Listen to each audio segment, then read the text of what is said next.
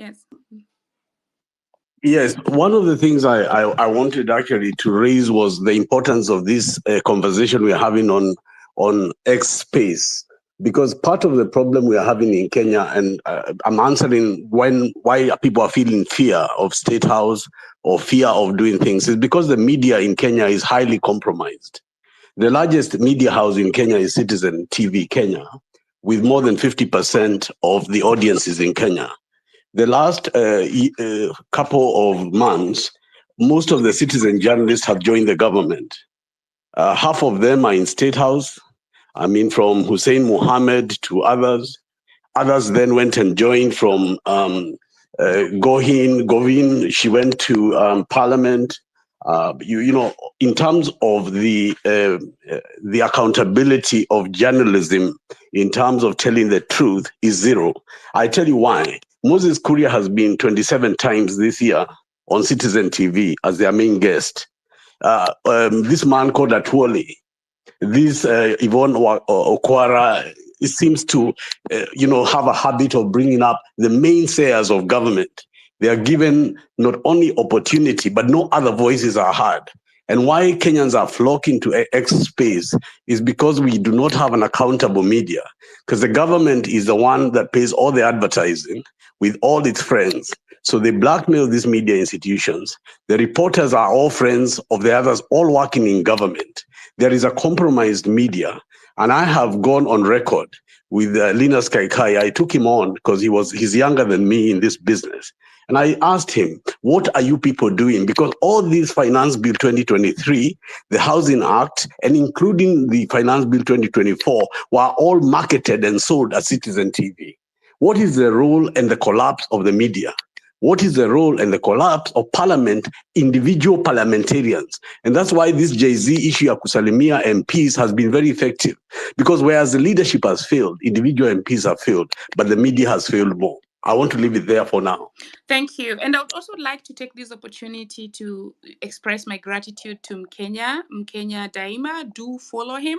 Reason is, when we were pushing information that would save the lives. Doctor, I'm going to put you Margie, through. can you hear? I can't Yes. hear you. I don't know if you're speaking, but I can't hear anything. I can hear you now. Can you hear me? Let me inbox Hillary, please inbox Daktari to see if yeah. So the reason why I want to underline this is when we are tweeting to save the lives of Kenyans, there were many influencers that were being tagged to posts. Some of them were ignoring. That is the point where some of them were already bought, some of them not.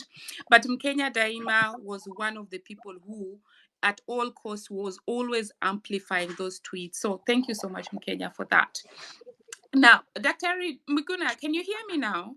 I can hear you now. Oh, great. I hope you also took the questions that are being channeled. Yes. Do you want to take a go? Yes, I did take the question that was asked of if we want to occupy State House. Yes. Is there a requirement to send letters, blah, blah, blah. So this is my answer. If citizens want to take power, you're not going to give notice to the person you want to take power from. Giving notice to the person would be empowering him to organize himself so that he can arm killers to kill you. I am against giving notice when people want to go to State House, for example. That has to be a surprise. When the Sri Lankans went to State House in Sri Lanka, they didn't give notice to the president and the people that he was with. They just stormed it. So this is the beauty of having protests that are more than one day, because they organically evolve.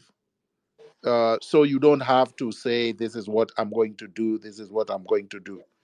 Giving that kind of notice and the route or the route you're going to take is actually dangerous. There is no legal requirement, actually, that notice has to be given to anyone. The only thing for notice is so that you allow the police to provide security. But as we know, the police in Kenya don't provide security to protesters. They harm them. So giving them notice means you're giving them notice to harm you. You don't need notice to protest on your own streets. You just need to go there. And if you decide to go there, say tomorrow, you just go there in large numbers and you approach State House. State House is actually public property. I'm amazed that Kenyans argue that it is a protected area. All public space should be protected anyway, but State House should be open for people to visit, should they choose to do so. It's not a military barrack. State House is supposed to be where the president stays after people granted him permission to do so. Should the people withdraw that permission and they want to occupy it and evict the person that has become rogue, I think the citizens should feel that they have full power to do so under Article 1 of the Constitution. The same power that you have under the Constitution to visit Parliament and to go there and take the mace is the same power that allows you to go to State House. So legally, no, there is no requirement to give notice. And in any event, politically, strategically, it is dangerous to do so. Thank you so much, Daktari. It's good that we're having this discussion because I'm actually one of the people who, there's a mic that's on.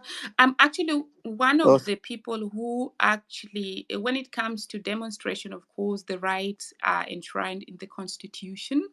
But I'm actually one of the people who were against marching to State House.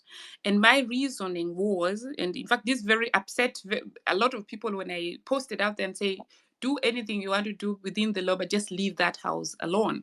Because I was looking at it from the point of view that actually the State House as it is, having the symbol that it has, the people who've lived there have just been there for 10 years, whatever years, and then they go. So looking at it from the point of view of a commander-in-chief of the defense force being in there, the moment the citizens are coming, and sometimes these demonstrations are also infiltrated, unfortunately, what role, because of course he also has his security there, isn't there a chance of escalation when actually his security wants to protect him and whisk him out? That was, Dr. If you can clarify that. Yeah, Maj, a lot of people don't understand that Ruto will be gone by the time people reach Serena Hotel. He would be gone by helicopter. He would not wait for people to reach State House. A lot of people don't understand that he may not even have been in town when there were demonstrations reaching Parliament. You don't know how cowardly these people are. But on top of that, it is disempowering to the people to tell them, to scare them away, to sell fear to them. Because all these revolutions we've been talking about, those places were also guarded. The French guarded their emperor. Ceausescu was more guarded than Ruto. The Philippines guarded their president more than Ruto. Compore, a military man, guarded himself more than Ruto. Let's not sell fear to the people. Mugabe guarded himself. 1 million people cannot be shot on the streets. That would be suicide for Ruto. So let's not sell fear to our citizens. Our citizens have the power to take power that they donated to Ruto, and they can do that directly at State House. And I can assure you, once you have 1 million people marching to State House, there will be no shot fired. These police officers and the military will join the crowd. They will protest against Ruto. And Ruto will be gone before you can say hello. Thank you so much, Dr. for answering me. Let's go by Hillary. Over to you. Who's coming next? Next, I'm having Ndegwa, Neto, and then KDR TV. Thank you very much. And most obliged to be granted this opportunity. I pass my regards to Daktari Miguna and